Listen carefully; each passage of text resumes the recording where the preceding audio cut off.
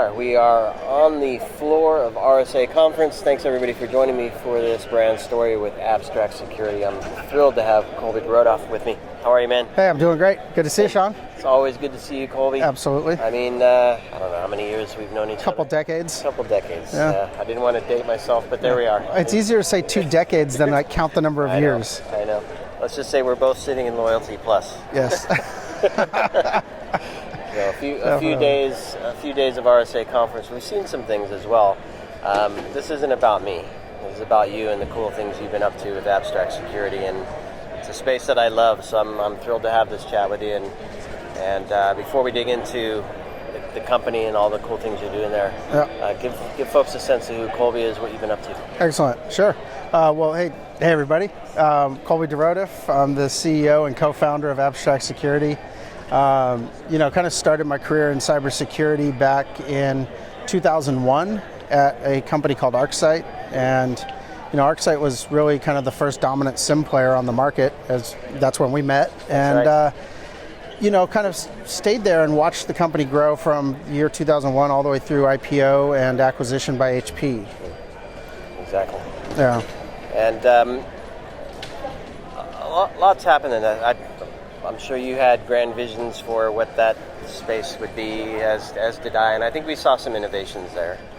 But what have you seen in the last few years where you think that's not going to really either meet the mark now or necessarily hold up as things move forward? Well, some things changed, right? So when we started building ArcSight, it was all about perimeter security, detection at the edge, insider threat, and then along came compliance. And compliance really changed the dynamic of SIM, because all of a sudden you had regulation saying you had to collect data from all these different sources, and everybody, you have a hammer, everything looks like a nail. Right. So us vendors said, fantastic, we have a SIM, put all the data in there. A few more connectors, we're set. Yeah, a few more connectors, you're all set. And so what happened is the volume of data increased so much that companies like Splunk came along and said, hey, forget doing analytics, forget doing detection, just collect this data, write it to disk super fast. And so that's when I say we kind of went into the data swamp era, which is like these mass data stores, not adding a lot of business value. And a whole nother category of companies came along onto the market, which is XDR. And that's really because a lack of capability within the SIM. So entrepreneurs, myself included, went out and built XDR systems that sat on top of the SIM, extracted data, did analytics, and then sent the data back to the SIM because they weren't doing analytics. And so it's funny because I feel like I know some of the answers, but I want to hear them from you anyway. But so when you're talking to business folks, because security has found its way into the boardroom. Absolutely. Right? People want to know, are we protected against this thing? Are we weak here? Have we seen any signs of X, Y, and Z? Those answers have to come quick. They have to come with confidence. They have to be backed up by data. And so how do you see organizations struggling with that at this point? Oh, so a number of different things, right? I mean, getting answers quickly out of any system that's, indexing data all day, quick is not really a thing.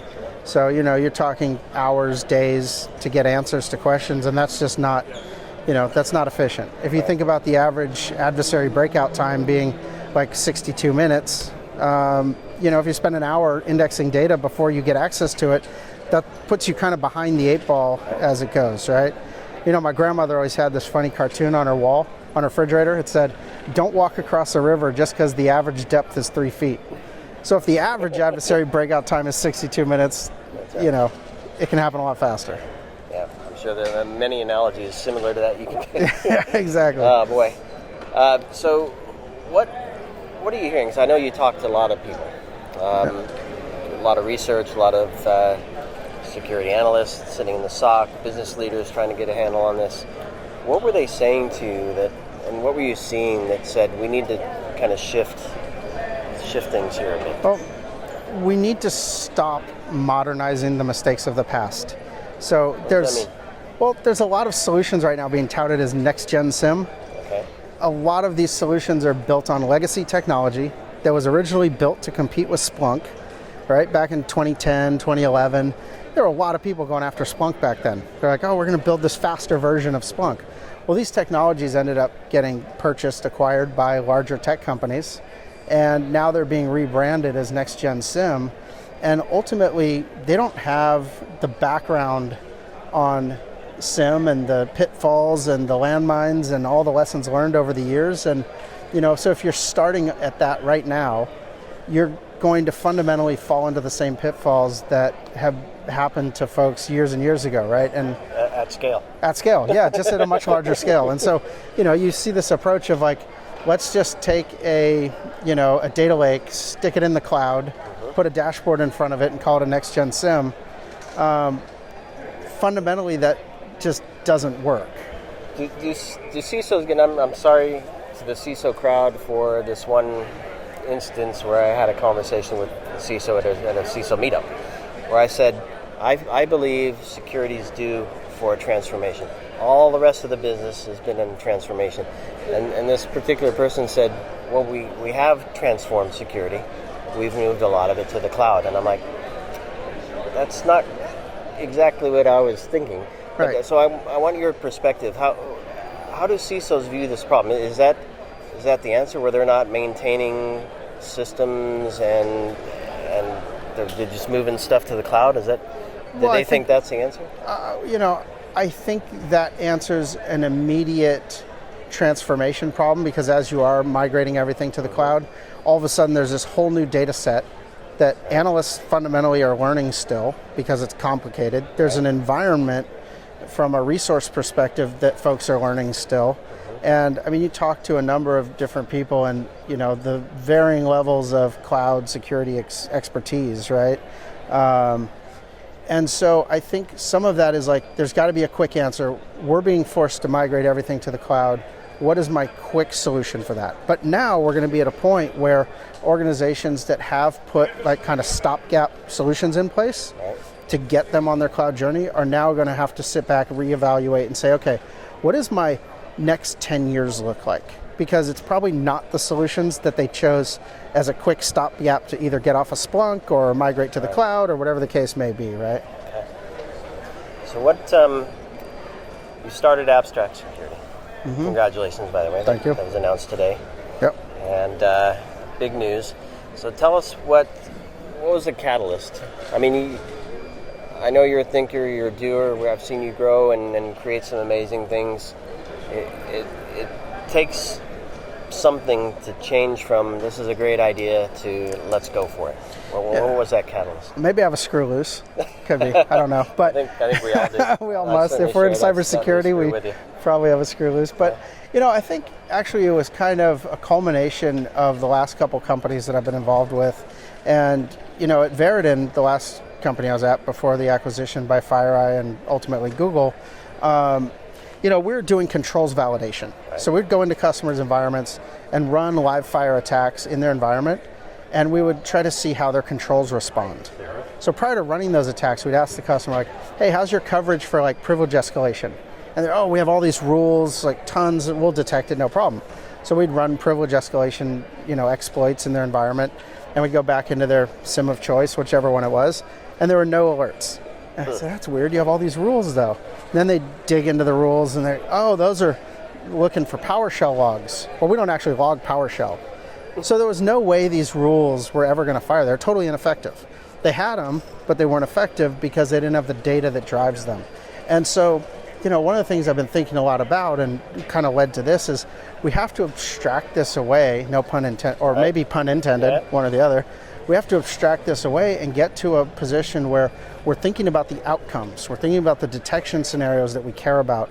And then we're going to, to drive this detection, what data do I need, right? As opposed to, I have all this data, what can I do with it? Which is the old way of thinking about this. Yeah.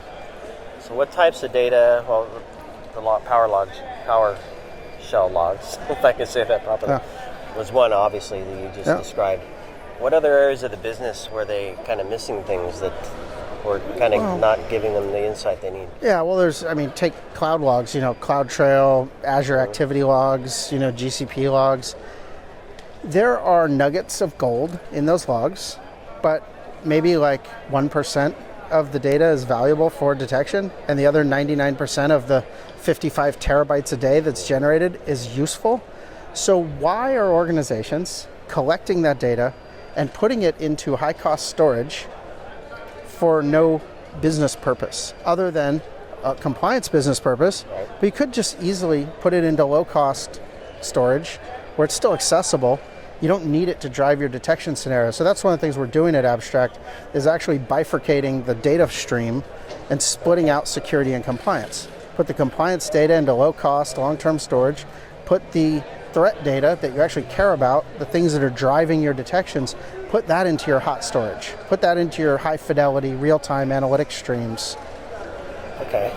And so does this then change the way that they interact with the rest of the organization in terms of getting access to data and It does, because I think it drives better behavior in the data collection. You know, I feel bad for like the DevOps folks who are constantly being asked by the security team, you know, hey, can I have all the Kubernetes logs? Well, which ones? Well, I don't know, all of them. And it's like, do you know what all of them actually means? And then they back up a dump truck filled with logs, and they're like, here you go, what are you going to do with it? It's been sitting in this S3 bucket for months now, you haven't touched it. Well, of course you haven't touched it, because it's like 3 petabytes of data that no human's ever going to look through. Right. And it's just not effective from a cost perspective to actually process all that. So what do you do with the SecOps team with that? What do you do with it? Well, you have to determine, again, back to the outcomes, right? So figure out what are the detection scenarios that you actually care about, right? And then figure out what data you need to drive those detection scenarios.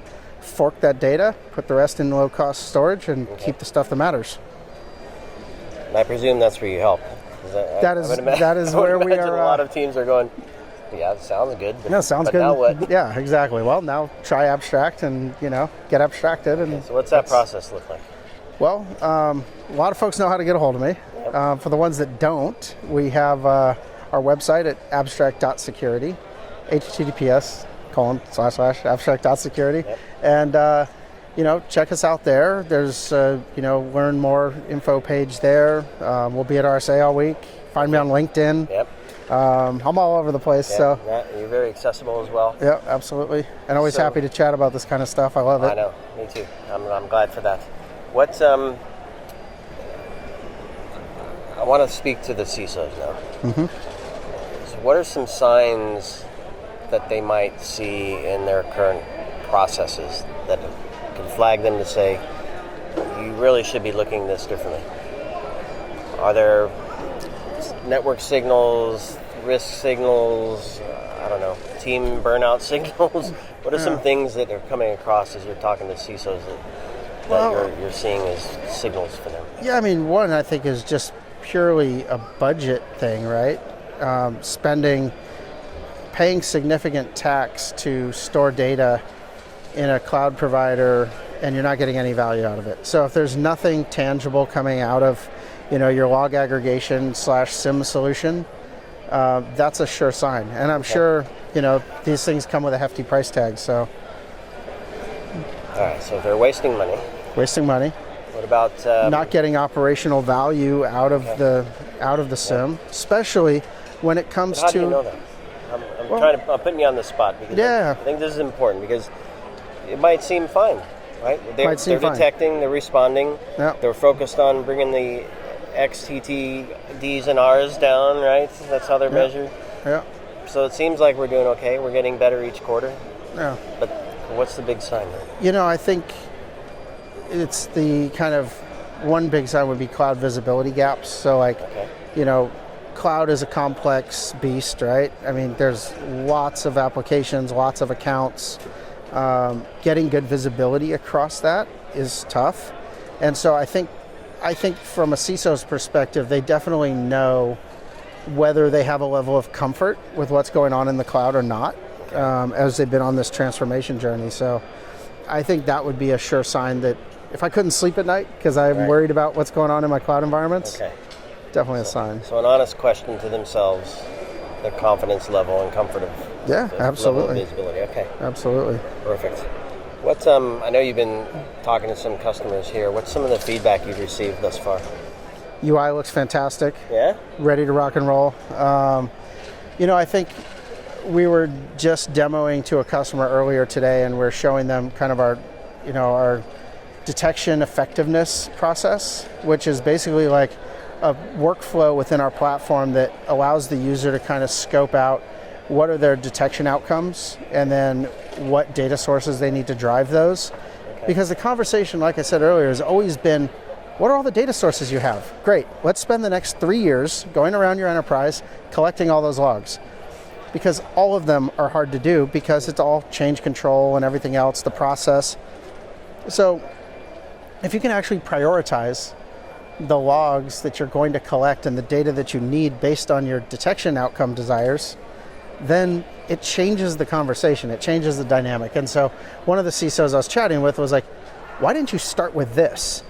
I was going through a bunch of other features in the product and stuff, and he goes, no, this is the part that matters. Okay. And so, we definitely, on the next meeting, honed in on that a little quicker. And, so it's been good. Getting a lot of good feedback. I think, it's a novel approach based on kind of old school thinking, I guess. Right. So it's pretty fun. Yeah. Change the mindset a bit. Yeah. Last question before we wrap. How do you fit into the existing tech stack? Do you sit alongside, sit on top, trying to figure out how existing teams kind of embrace you and make the most of what you offer? So it's, we have a pretty easy adoption path, right? So our platform's modular. We have 3 modules. One is pipelines. That's usually where customers will start. Okay. And pipelines means we're collecting data from the sources. We're doing ETL type work on the data, aggregation, filtering, enrichment, and then we're forwarding the data off to their data lake of choice or their SIM of choice. Okay.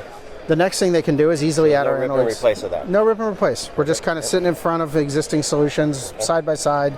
Then they could add our analytics module, which basically allows them to start doing detection scenarios in our product. But then we're forwarding the data and the alerts from our detection output to their SIM of choice again. And then the third module is like, okay, I'm done with all this other stuff. I'm going to turn on the data lake component. And basically now we are the long-term and short-term data storage solution as well. Got it. Okay. I love that path. It's an easy path. Very, very straightforward. Yep. And we don't charge by the gigabyte. We're not doing that. So it's a different model, different times. I know all the customers I've talked to hate the gigabyte per day pricing. So we're just doing things different. Wasting money there. They're already wasting money there. We're doing things different. So I love it. Yep. Well, Colby, I'm excited for you, and sounds like a great solution to the problem that many probably know they have and haven't figured out how to get ahead of it. Right. Exactly. Exactly. All right. Well, thanks for joining me here. Yeah. And have a fantastic week at the conference. Absolutely. You as well. Tremendous luck with the launch. Absolutely. And this is just day 0, right? Day 0. You're on to a good start here. Thank you, everybody, for joining us for this chat. Please do connect with Colby and the Abstract Security team. And, of course, stay tuned. Lots more coming to you here from RSA Conference. Thank you. Cheers.